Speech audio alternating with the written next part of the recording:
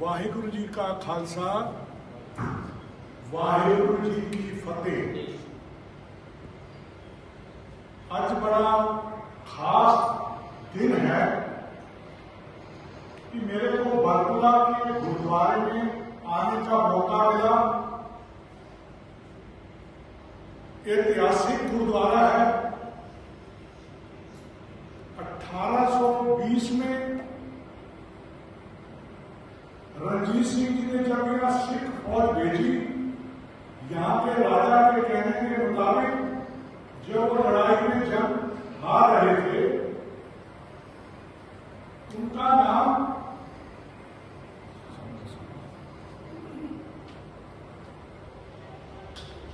चंद्रकांत सिंह था। चंद्रकांत सिंह जी जब चुनाव लड़ाई हार रहे थे, उन्होंने महाराजा रणजीत सिंह से बेनती की कि हमारी मदद कीजिए। इतिहास के मुताबिक 1820 में गुरु की फौज यहां पहुंची और उन्होंने श्रीकांत राजा जो थे उनके साथ उनकी मदद करके जंग को जीता। उसके बाद इस ऐतिहासिक गुरुद्वारे में मैं खड़ा हूं। इतिहास के मुताबिक ये गुरुद्वारा 1825 में बनाया गया, करीब 200 साल पुराना गुरुद्वारा। मैं अपने आप को बहुत सौभाग्य मानता हूं। आपकी कृपा से, गुरु की कृपा से मेरा आज जन्मदिन है। मेरे को यहां आने का मौका मिला। मैंने आप संगत के दर्शन किए। यहां पर करीब 200 सिख फैमिली हैं और सिखों को मैं देखकर बड़ा अचंभित हूं। गुरु के सिख पगड़ी, दाढ़ी, पूरी वेशभूषा में ही आते हैं। मैंने उनसे बातचीत की कि कोई यहां किसी किस्म की दिक्कत। उन्होंने कहा हमें आज तक कभी कोई दिक्कत नहीं हुई। 84 जब 1984 हुआ था तब भी यहां पर कोई किसी का बाल बांका नहीं हुआ। बहुत कमाल की बात है। सिख कौम जहां भी जाती है, लंगर लगाती है और भी जो कार्य होते हैं, जो गुरु साहब ने सिखों को काम कार्य सिखाए, सिख उसी कार्य पर चलते हैं, लंगर लगाते हैं और भी अनेक कामों में देश के लिए, राज्य के लिए जो हो सके वो सेवा करते हैं। बहुत खुशी की बात है। और आज तो मैं यहां पर आया हूं। मैं दिल्ली से आया हूं। विधानसभा का चुनाव अप्रैल के अंदर होने वाला है, सब लोग जानते हैं। अभी कोई कैंडिडेट अनाउंस नहीं हुआ है। कैंडिडेट कोई भी रहे, हमारा जो वोट है उस आदमी को देना है जो इस देश के प्रति, इस राज्य के प्रति समर्पित है और जो सिखों के साथ खड़ा है। अभी पीछे गुरु नानक देव जी का पर्व मनाया गया, गुरु गोविंद सिंह जी का पर्व मनाया गया। अभी 350 साल गुरु तेग बहादुर साहब के पूरे हिंदुस्तान में नहीं, पूरे वर्ल्ड में मनाया गया। इसको बढ़ चढ़कर मनाने के अंदर मोदी गवर्नमेंट ने बहुत साथ दिया है। मैं आपसे बेनती करता हूं, रिक्वेस्ट करता हूं, यहां पर 4 गुरुद्वारे हैं। कमाल की बात है, सिख गुरुद्वारे और वही सफाई, वही लंगर। बड़ा अचंभित हूं।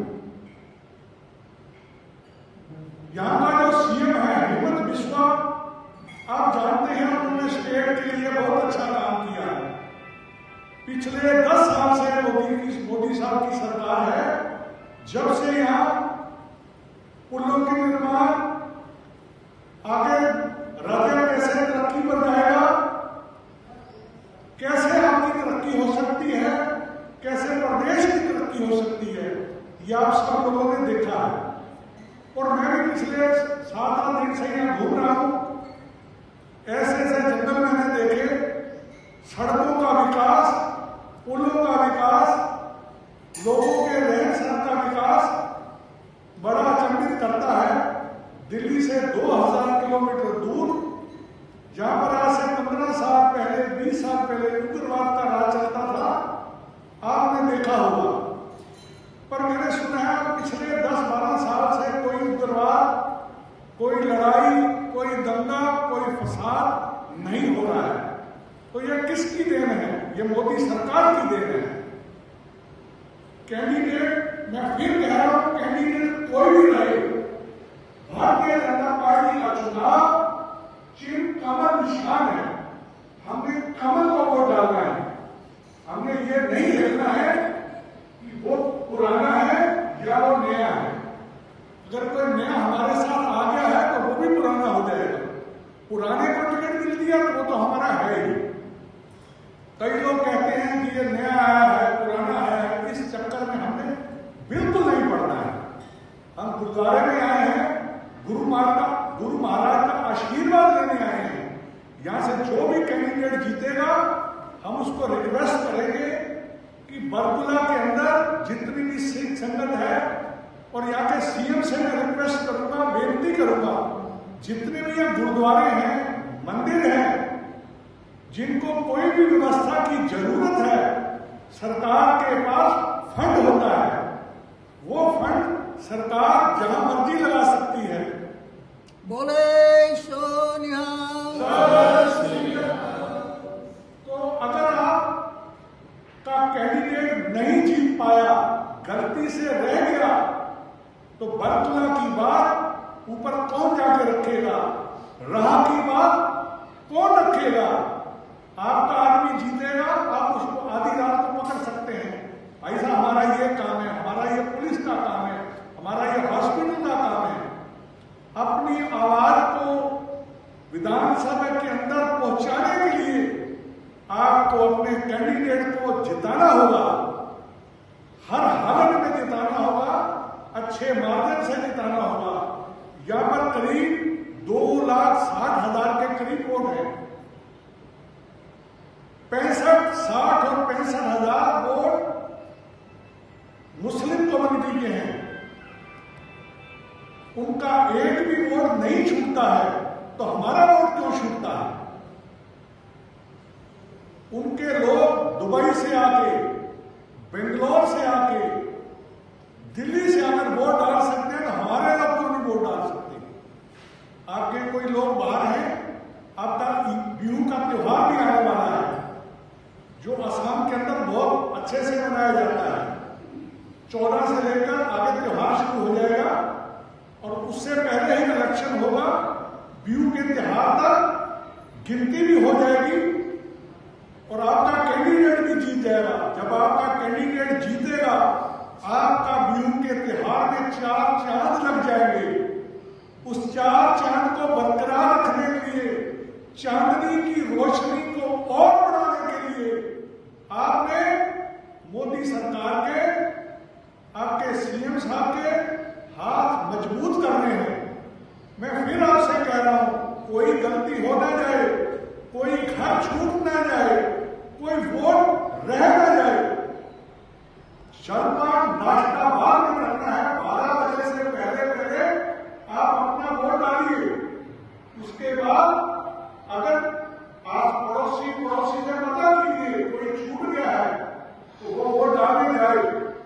आपके लोग जो राह कंस्टिट्यूएंसी में कहीं रहते हैं, कोई दूर का लोग रहते हैं, यहाँ पे सरदारों की पॉपुलेशन 7-8 हजार के करीब है। नौगांव के अंदर भी बहुत सिख हैं, वो कॉन्स्टिट्यूएंसी अलग है, कोई बात नहीं, पर वहां भी हमारा कैंडिडेट खड़ा है। हमारे कैंडिडेट इस लोकसभा में ज्यादा से ज्यादा जीतने चाहिए। अगली बार भगवान से, वाहिगुरु से हम प्रार्थना करेंगे कि एमपी भी हमारा होगा, उसके बाद एमएलए भी आपका है, उधर आपकी सरकार है, विधानसभा में आपकी सरकार बनने जा रही है। तो मैं आपसे फिर विनती करूंगा, कोई गलती ना हो जाए। रिक्वेस्ट है आपसे, वोट जरूर डालना है। बाकी मेरे को यहाँ का बहुत अच्छा लगा। 200 साल पुराना गुरुद्वारा मैंने देखा, मेरे को बड़ी प्रसन्नता हुई। इस गुरुद्वारे में हमारे जो प्रधान साहब हैं, कितनी मुस्तैद से हम काम करवाते हैं, कितनी सफाई है। अभी हमने चाय पी है, अभी हम लंगर भी ग्रहण करेंगे। तो वाहिगुरु से मैं प्रार्थना करता हूं कि जब चुनाव जीतेंगे तो भगवान मेरे को दोबारा आने का मौका दे। यहाँ कोई प्रोग्राम होगा, प्रधान जी से मैं बात करूंगा। जब कभी कोई गुरुपुर्ब होगा तो मैं आकर दर्शन करूंगा और दिल्ली गुरुद्वारा कमेटी से बात करूंगा, अमृतसर कमेटी से भी बात करूंगा कि जो भी हमारे गुरुद्वारे दूर दूर जगह है जहां सिख पूरे नहीं पहुंच पाते, वहां पे सिख कम है, फंड नहीं होता, तो उनकी फंडिंग गुरुद्वारा कमेटी करती है, दिल्ली कमेटी करती है, सेंट्रल गवर्नमेंट करती है, विधानसभा करती है। तो जितनी भी कमेटियां हैं, मेरी जितनी बात किसी से हो सकेगी मैं सबसे बात करके आपकी बात रखूंगा। वाहिगुरु जी का खालसा, वाहिगुरु जी की फतेह। बोले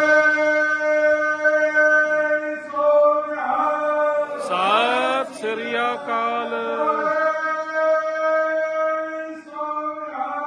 सत श्री